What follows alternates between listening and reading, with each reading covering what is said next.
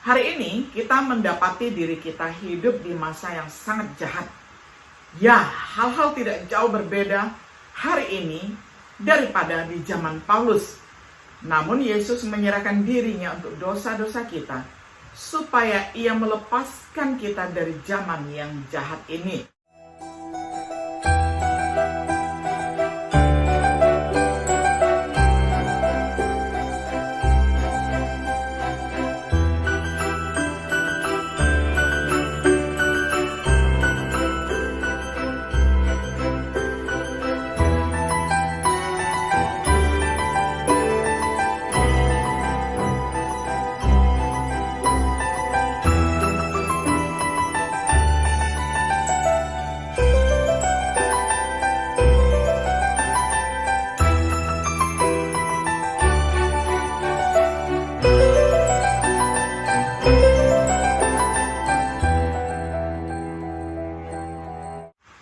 Shalom, sahabat Biblika yang dikasihi oleh Tuhan. Sungguh senang hari ini kita dapat berjumpa kembali di dalam acara refleksi sahabat Biblika. Pada hari ini kita tiba pada episode yang kedua di dalam serial pembahasan Kitab Galatia dengan tema Penyelamatan dari Zaman yang Jahat. Kita akan membaca firman Tuhan dari Galatia pasal pertama ayat 3 hingga ayat yang kelima. Saya akan bacakan untuk kita semuanya di dalam terjemahan sederhana Indonesia. Saudara-saudari, saya menjadi rasul bukan karena diutus manusia, tetapi atas perintah langsung dari Kristus Yesus dan Allah Bapa yang sudah menghidupkan Yesus dari kematian. Sesuai dengan kehendak Allah Bapa, Yesus sudah mengorbankan dirinya demi menghapus dosa-dosa kita dan menyelamatkan kita dari zaman yang jahat ini. Muliakanlah Allah untuk selama-lamanya. Amin. Sampai semikian jauh pembacaan firman Tuhan dari Galatia 1 ayat 3 sampai ayatnya yang kelima. Sahabat Biblika yang dikasihi oleh Tuhan, salam Paulus kepada jemaat-jemaat Galatia mengandung kata-kata kasih karunia dan damai sejahtera dari Allah Bapa dan Tuhan kita Yesus Kristus. Sebagai ilustrasi kasih karunia dan damai sejahtera, Paulus melanjutkan dalam ayat 4 yang menyerahkan dirinya untuk dosa-dosa kita. Itu adalah kata lain dari kasih karunia, supaya dia melepaskan kita dari zaman kejahatan sekarang ini. Ini adalah kata lain dari damai. Saya ingin mengarahkan perhatian kita pada frase terakhir. Tidak diragukan lagi kita telah mendengar banyak tentang Yesus mati untuk dosa-dosa kita. Tapi bagaimana dengan ide untuk membebaskan kita dari zaman yang jahat ini? Kata usia ataupun aion seperti yang digunakan di sini berarti periode waktu. Paulus memikirkan periode waktu sekarang. Paulus memandang waktu ini sebagai kejahatan.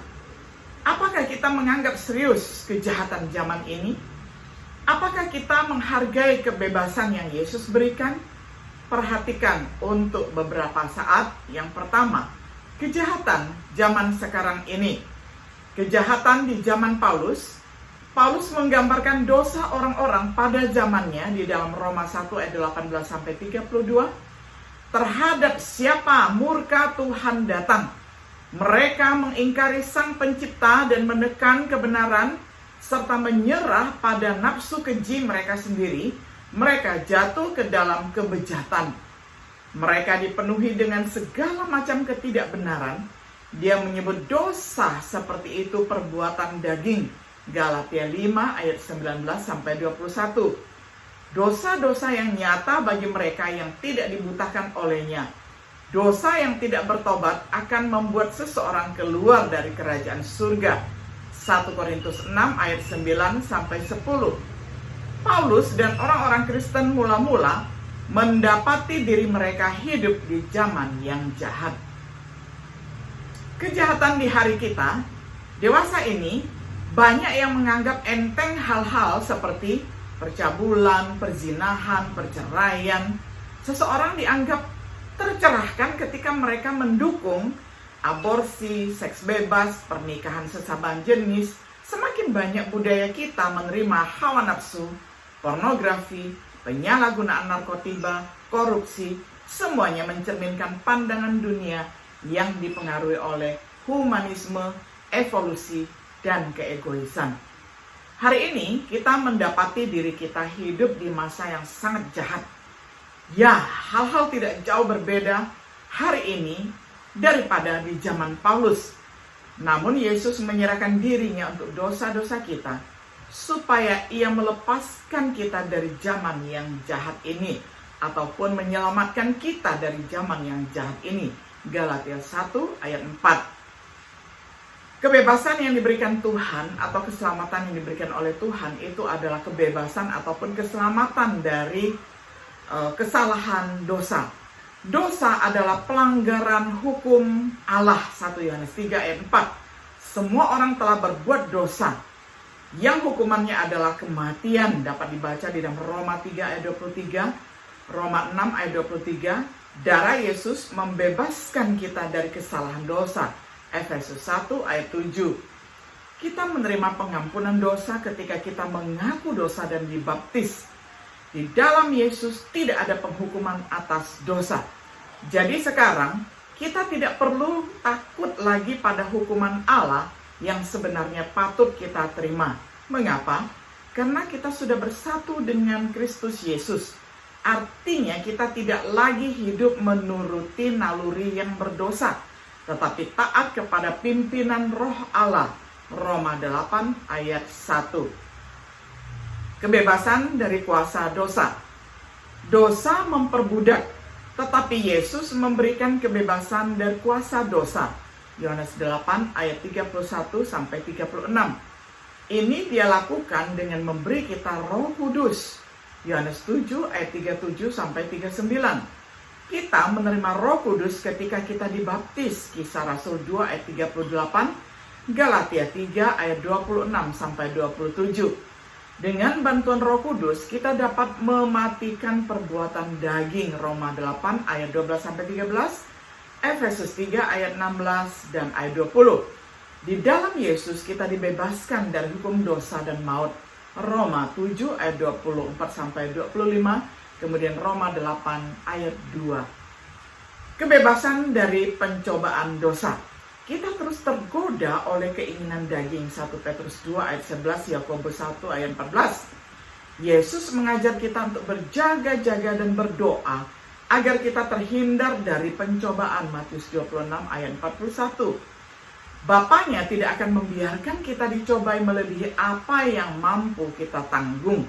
1 Korintus 10 ayat 13a. Dalam setiap pencobaan, Dia akan memberikan jalan keluar. 1 Korintus 10 ayat 13b.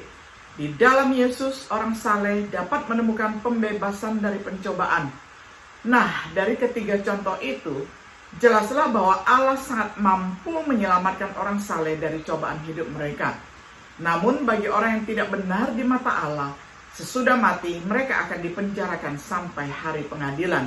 2 Petrus 2 ayat 9. Kebebasan dari kegelapan moral dunia ini. Mereka yang diperbudak dosa digelapkan dalam pemahaman mereka. Dapat dibaca di dalam Efesus 4 ayat 17 sampai 18, 2 Korintus 4 ayat 3 sampai 4 yang menjelaskan kemesuman dan keserakahan mereka. Efesus 4 ayat 19. Tetapi Yesus mengungkapkan kebenaran moral dan bagaimana kita harus diperbarui dalam kebenaran dan kekudusan yang sejati. Efesus 4 ayat 20 sampai 24. Di dalam Yesus terang bersinar dalam kekacauan moral yang melanda dunia kita. Yohanes 8 ayat 12, pasal 12 ayat 46. Perjalanan dunia yang sedang menuju kepada kematian. Zaman sekarang ini dengan nafsunya sedang berlalu ataupun sedang menuju kebinasaan. 1 Yohanes 2 ayat 17. Harinya akan datang ketika dunia ini dan pekerjaannya akan terbakar. 2 Petrus 3 ayat 10. Bahkan jika kita menjalani hidup kita, itu seperti uap sesaat. Yakobus 4 ayat 14. Pembebasan kita mungkin datang dalam bentuk kematian kita sendiri. Yesaya 57 ayat 1 sampai 2. Itu pada akhirnya akan datang pada kedatangan Kristus kembali. 1 Tesalonika 4 ayat 15-17. Yang kita kenal kalau eskatologi pribadi itu adalah kematian kita sendiri. Kemudian eskatologi umum itu adalah ketika Tuhan Yesus datang yang kedua kali menjemput kita semuanya. Di dalam Yesus kita memiliki janji pembebasan dari setiap perbuatan jahat. 2 Timotius 4 ayat 18. Sahabat Biblika yang dikasihi oleh Tuhan, sebagai kesimpulan, hidup di dunia yang gelap secara moral dan rohani, di dalam Yesus kita menemukan pembebasan dari kesalahan dosa, pembebasan dari kuasa dosa, pembebasan dari godaan dosa, pembebasan dari kegelapan moral dunia kita, pembebasan dari dunia yang sedang berlalu. Kita mencatat bahwa pembebasan seperti itu adalah sesuai dengan kehendak Allah dan Bapa kita. Galatia 1 ayat 4c. Itu adalah rencananya sejak awal Efesus 3 ayat 3-6. Itu adalah kasih-Nya yang menawarkan anaknya untuk dosa-dosa kita. 1 Yohanes 4 ayat 9-10. Bagaimana kita akan menanggapi pembebasan seperti itu? Itu dirancang untuk memuji kemuliaan kasih karunia-Nya. Efesus 1 ayat 6. Jadi Paulus menulis tentang Allah, bagi Dialah kemuliaan sampai selama-lamanya. Amin. Galatia 1 ayat 5. Sahabat Biblika yang dikasihi oleh Tuhan, kiranya setiap diri kita bersukacita karena di dalam Yesus kita mengalami pembebasan dan keselamatan dari zaman yang jahat ini. Tuhan Yesus memberkati dan menyertai kita selalu. Shalom.